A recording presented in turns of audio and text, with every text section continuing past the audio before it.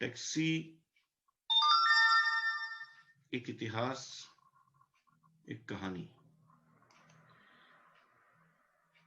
इस सब्जेक्ट के ऊपर बात करना आज इसलिए जरूरी हुआ। ये वीडियो बनाना, आप तक पहुंचाना, इसके पीछे मेरा एक मकसद था।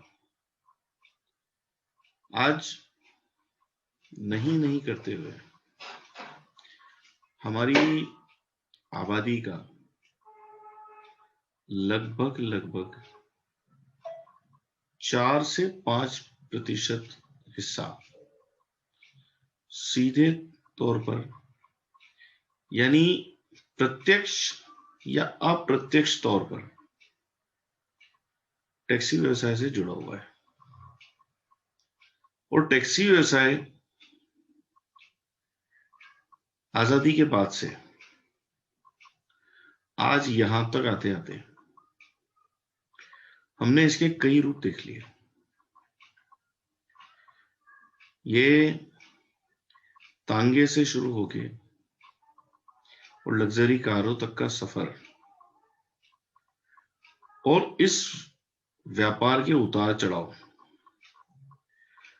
जिसके बारे में आज की नई जनरेशन ना के बराबर जानती है, और जो एक सम्माननीय व्यापार वाहन मालिक के लिए, ड्राइवर के लिए और इससे जुड़े हुए दूसरे व्यवसाय जो सीधे तौर पर टैक्सी व्यवसाय से जुड़े हुए हैं, उनके लिए ये एक सम्मान का भी विषय है। आत्मसम्मान से लेके उनके हमारी इस इकोनॉमी में योगदान, हमारे देश के इतिहास में अलग अलग सरकारों के साथ आगे बढ़ते हुए सरकारों के कई नीतिगत परिणाम, और जिस तरीके से देश में व्यापारिक गतिविधियां, इकोनॉमिक गतिविधियां ग्लोबलाइजेशन के साथ साथ इस व्यवसाय ने कई करवटें ली। किसी वक्त पे सबसे ज्यादा प्रॉफिट देने वाला व्यवसाय आज विलुप्त होने की तरफ चला गया, लेकिन अभी विलुप्त हुआ नहीं। और ये व्यवसाय सिर्फ इसलिए बचा हुआ है कि हमने इसको अपनी शान का प्रतीक बनाया हुआ है, अपना पारंपरिक, पारिवारिक या जिसको बोले खानदानी व्यवसाय समझ के हम लोग लेके बैठे हैं, और इसको कई जगह हम लॉस में भी चला रहे हैं।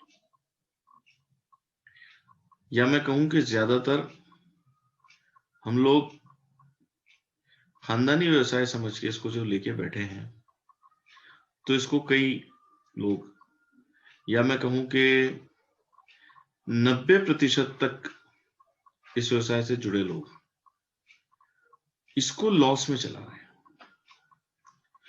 और ये एक ऐसा व्यवसाय है जिसको शुरू करना बहुत आसान है, लेकिन इससे निकल पाना बहुत मुश्किल है। बात करते हैं, एक दौर था जब इस व्यवसाय में, मैं ज्यादा पीछे नहीं जाता, हम 70s से बात शुरू करते हैं। 70s में हिंदुस्तान मोटर्स की एम्बेसडर और प्रीमियर पद्मिनी की फिएट, ये कारें, उनके साथ साथ कुछ कंपनियों के ऑटो रिक्शास हमारे लिए कन्वेंस का एक साधन होते थे। जो प्राइवेट टैक्सी कार ऑपरेटर भी हुआ करते थे, गवर्नमेंट डिपार्टमेंट में टैक्सियां लगा करती थी, एयरपोर्ट, रेलवे स्टेशन पे टैक्सी स्टैंड हुआ करते थे जहां पे आपकी ब्लैक येलो टैक्सी चला करती थी। अगर मुनाफे की बात करूं तो 1980 के आंकड़ों को अगर हम लें तो उस वक्त डीजल का रेट, जब नई नई डीजल टैक्सी आनी चालू हुई थी, डीजल का रेट करीब 3.5 रुपए लीटर हुआ करता था। और एक एम्बेसडर कार जो डीजल इंजन के साथ आती थी वो करीब 12 से 15 किलोमीटर प्रति लीटर का एवरेज दिया करती थी। आपको सुन के हैरानी होगी, या पुराने लोग जो इस व्यवसाय से उस वक्त से जुड़े हुए हैं उनसे अगर आप बात करेंगे आपको पता लगेगा कि ये रेट के ऊपर जब डीजल मिलता था और सरकारी कोटे में टैक्सी जब चलती थी उसका रेट हुआ करता था 3 रुपए प्रति किलोमीटर। यानी आपका टोटल मेंटेनेंस का खर्च, गाड़ी चलाने का खर्च मिला के आपकी लागत लगभग 50 से 60 पैसे प्रति किलोमीटर आती थी और 3 रुपए किलोमीटर के हिसाब से आपको भाड़ा मिलता था।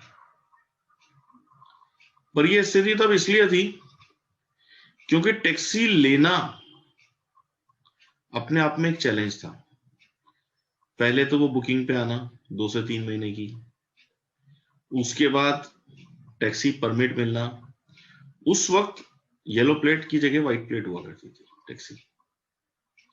व्हाइट प्लेट टैक्सी मिलना, उसका परमिट मिलना ही अपने आप में एक बहुत बड़ा सम्मान का विषय होता था, एक व्यापार होता था कि किसी व्यक्ति के पास एक टैक्सी है तो वो एक टैक्सी को किसी सरकारी विभाग में लगा के, किसी सिंचाई विभाग में लगा के या किसी ऐसी जगह पे लगा के उसके परिवार, उसकी परिवार और उससे जुड़े लोग एक लग्जरी लाइफस्टाइल जिया करते थे।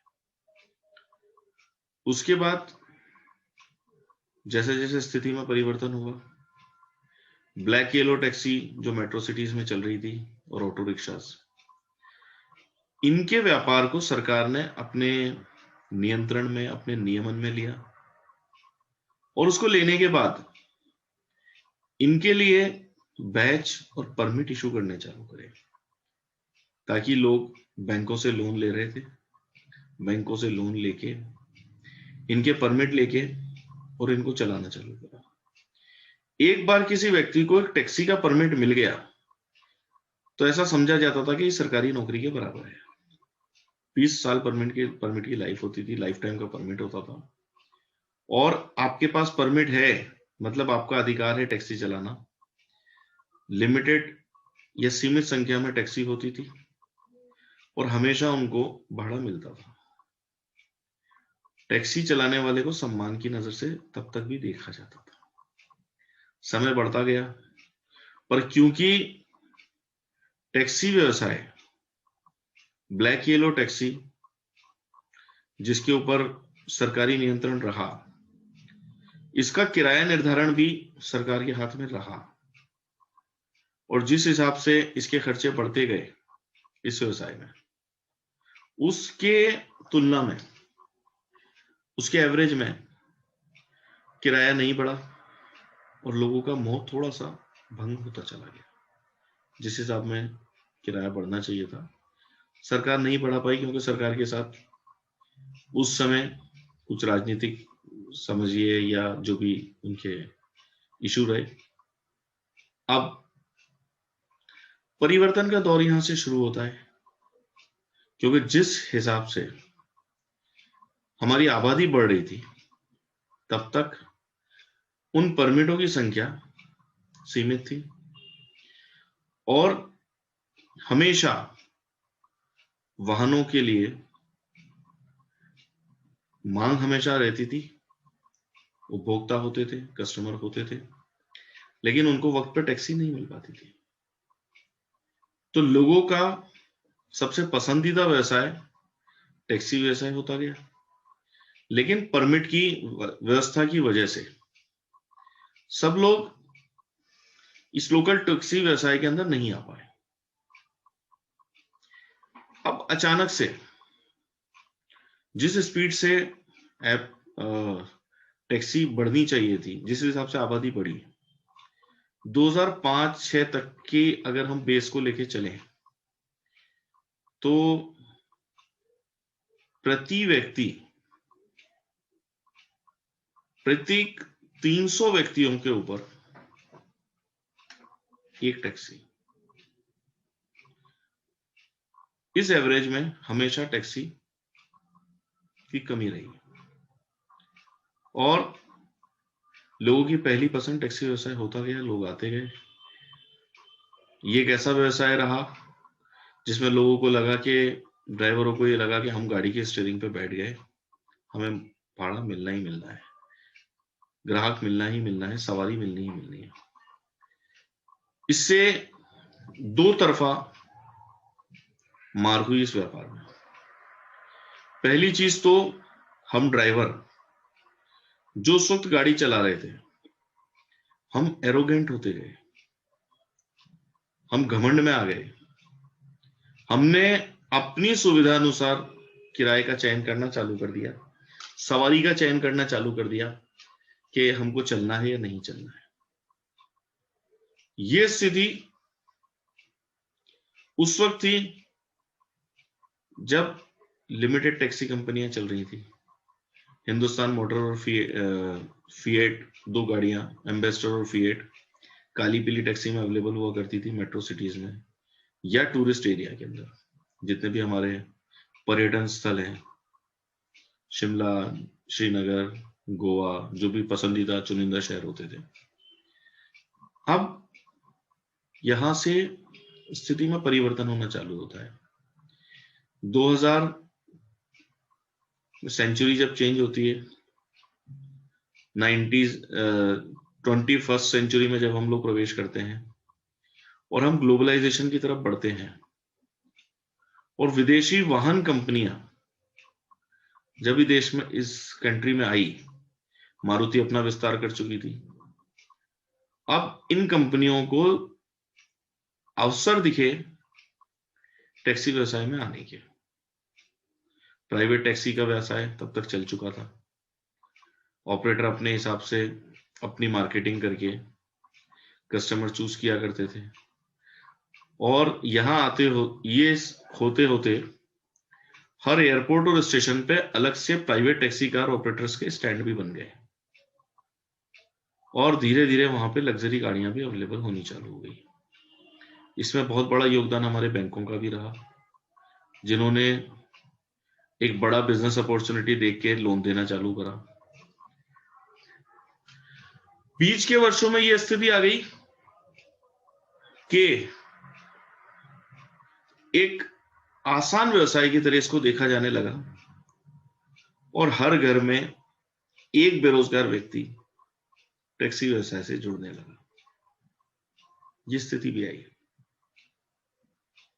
और तभी अचानक से डिमांड और सप्लाई के गैप का फायदा उठाते हुए, क्योंकि सरकारी परमिट इशू नहीं थे, टैक्सी परमिट इशू नहीं हो रहे थे, टैक्सियों की कमी रही काली पीली, पैसेंजर परेशान रहा, सरकार की तरफ से जितने परमिट इशू होने चाहिए थे उतने नहीं हुए, उसके लिए यूनियनों का भी सहयोग रहा, उन्होंने सरकार पे दबाव डाला कि नए परमिट ना इशू किए जाएं।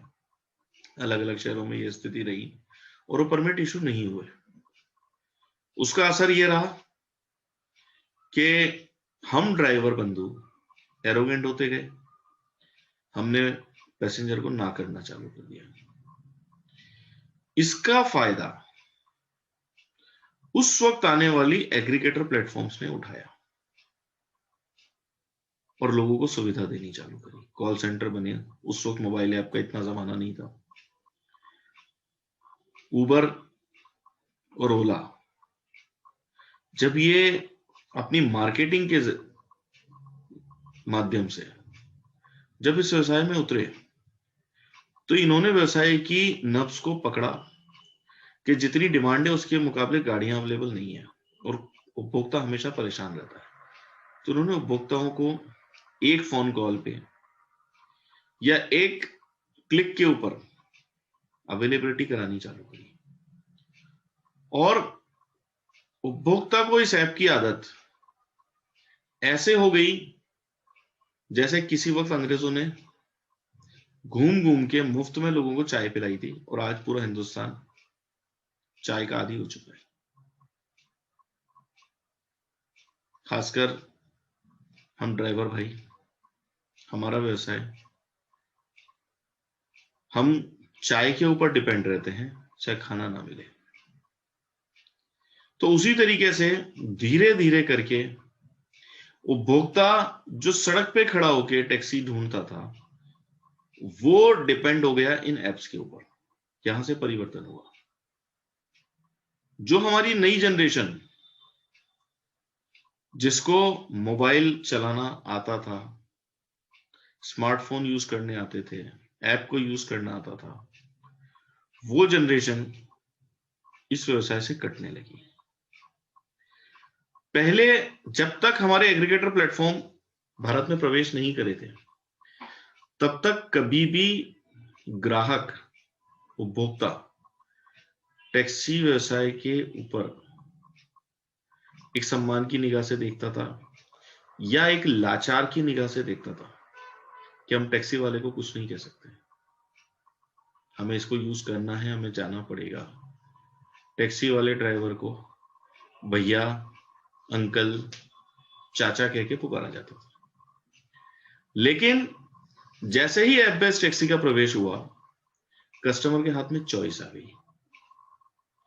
जिस ड्राइवर को ये पूछना पड़ता था कि भैया चलोगे क्या, और वो ड्राइवर गाड़ी का दरवाजा खोलने के पहले पूछता था कहां, वक्त ऐसा बदला कि वो ड्राइवर सड़क पे घूमते हैं और पैसेंजर उनको नजर नहीं आते, रोक के पूछना पड़ता है कि भाई साहब चलना है क्या। क्यों ऐसी स्थिति आई? क्योंकि अब सड़क पे कोई उन ड्राइवर्स को, क्योंकि वो ड्राइवर्स वक्त के अनुसार बदल नहीं पाए। और जब एग्रीगेटर प्लेटफॉर्म चालू हुए तो उन्होंने इसको पूरे तरीके से कस्टमर ओरिएंटेड मार्केट बनाना चालू कर दिया। कस्टमर को कैसे लुभाया जाए, कैसे उसको अट्रैक्टिव सर्विसेज दी जाए, जहां पे ड्राइवर काली पीली टैक्सी में या ड्राइवर्स मालिक पैसेंजर के साथ एक सही तरीके से व्यवहार तक नहीं करते थे, वहां इन वाहनों के ऊपर पैसेंजर के बैठते ही उसको पानी सर्व किया जाने लगा, न्यूज़पेपर सर्व किया जाने लगा। भोला भाला कस्टमर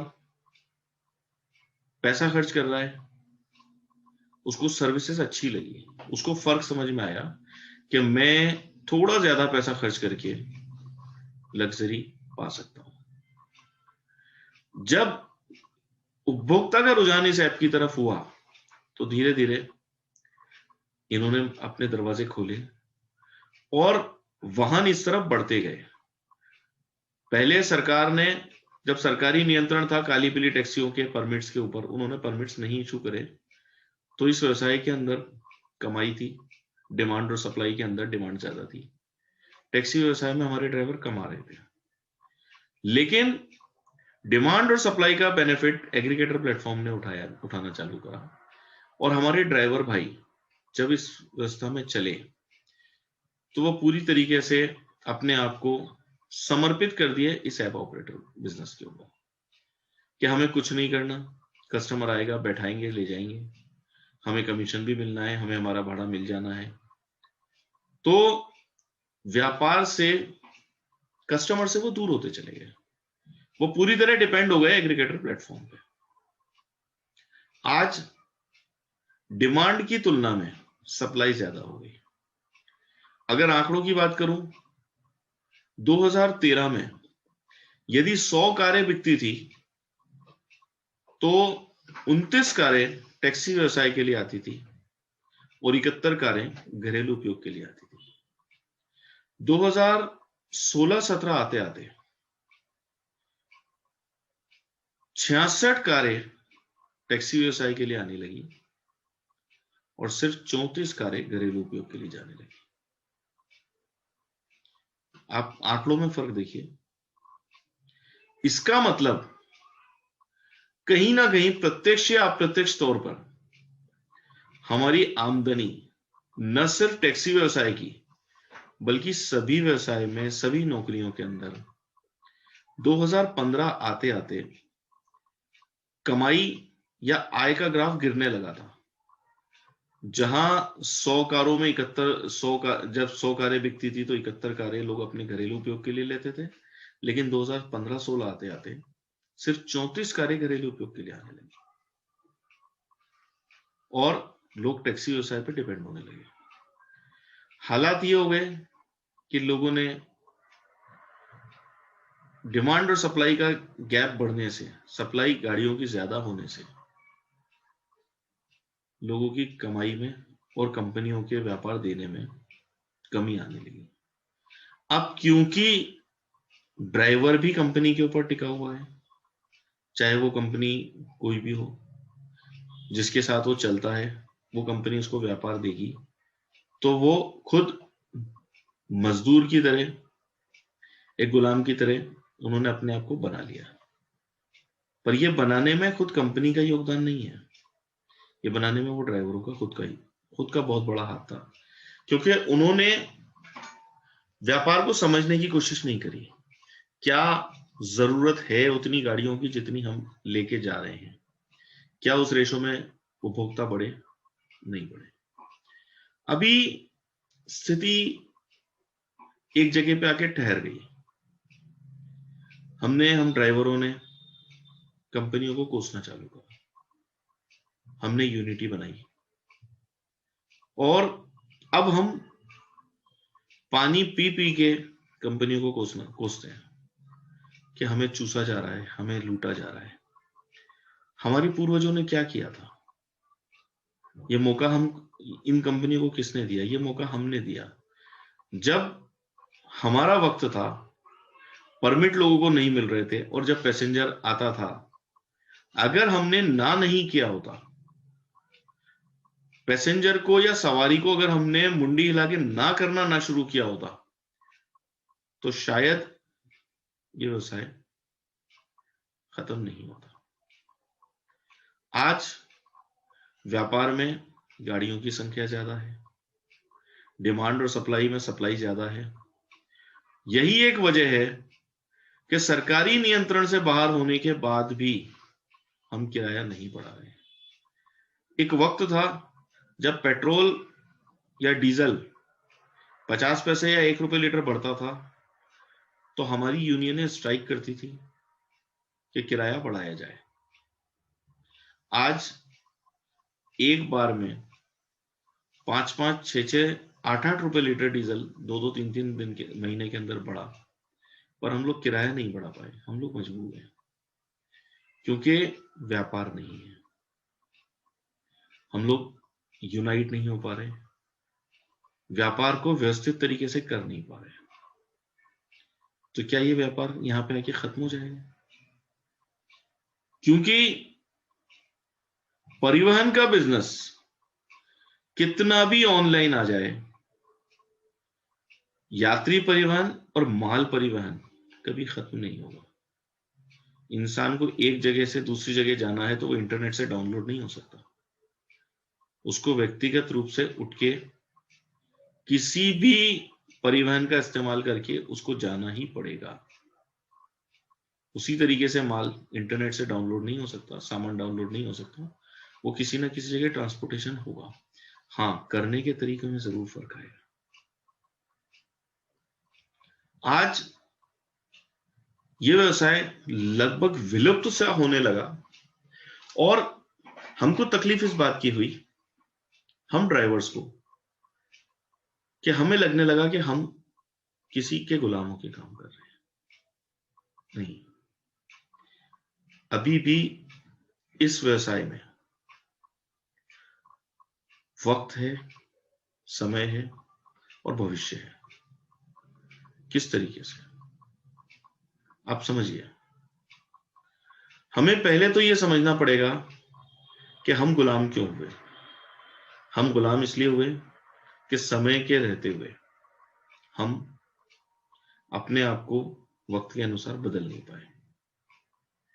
मुझे अच्छे से याद है 2015 में जब मैं मुंबई पहुंचा था, मुंबई में एक काली पीली टैक्सी, ब्लैक येलो टैक्सी के परमिट की कीमत, अगर वो गाड़ी स्क्रैप पे कटनी है या अगर आपको एक नई टैक्सी लेनी है और आपको परमिट खरीदना है, किसी से परमिट ट्रांसफर लेना है किसी गाड़ी का, तो उसके लिए 2 से 2.5 लाख रुपए मांगा करते थे ऑपरेटर एजेंट। अगले 2 साल के अंदर मुंबई में यह स्थिति हुई कि सरकार ने नए परमिट इशू करे, लेकिन पुराने भी जितनी गाड़ियां थी वो धीरे धीरे कम होती गई, गाड़ियां कटती गई, लोग कटते गए। कारण ये नहीं था, कारण ये था कि उनको चलाने वाले ड्राइवर्स की भी उम्र बढ़ती गई और उनकी नई पीढ़ी काली पीली टैक्सी चलाने नहीं आई। वो लुभावना ऑफर देके, आराम पसंद जिंदगी देके एसी गाड़ी में चलने के लिए हमारे एग्रीगेटर प्लेटफॉर्म्स की तरफ गई नई पीढ़ी। झुकाव उस तरफ होता गया और जनरेशन गैप होता गया। आज हम कहां खड़े हैं? आज अगर इस व्यवसाय को बचाना है तो हमें ई कॉमर्स के प्लेटफॉर्म की तरह काम करना होगा, जहां से कोई हमारे लिए सिर्फ भाड़ा अरेंज कराने तक का काम कर दे, हमारे लिए वो मालिक बन के भाड़ा तय ना करे, वो हम पे ऑर्डर ना करे कि आपको इस जगह जाना जरूरी है, लेकिन हमें वो ग्राहक तक पहुंचा दे, जैसा आज ई कॉमर्स के प्लेटफॉर्म पे होता है। आज जैसा आप ई कॉमर्स पे जाते हैं, आप अमेजोन पे जाते हैं, आप फ्लिपकार्ट पे जाते हैं, आपको ऑनलाइन में डिफरेंट टाइप ऑफ प्रोडक्ट्स आपको अवेलेबल होते हैं, आप अपनी पसंद से ऑर्डर कर सकते हैं। क्या ऐसा हमारे टैक्सी व्यवसाय में नहीं हो सकता? क्यों नहीं हम एक ऐसे ऐप की बात करें जो ऑनलाइन पे आपकी गाड़ी दर्शाए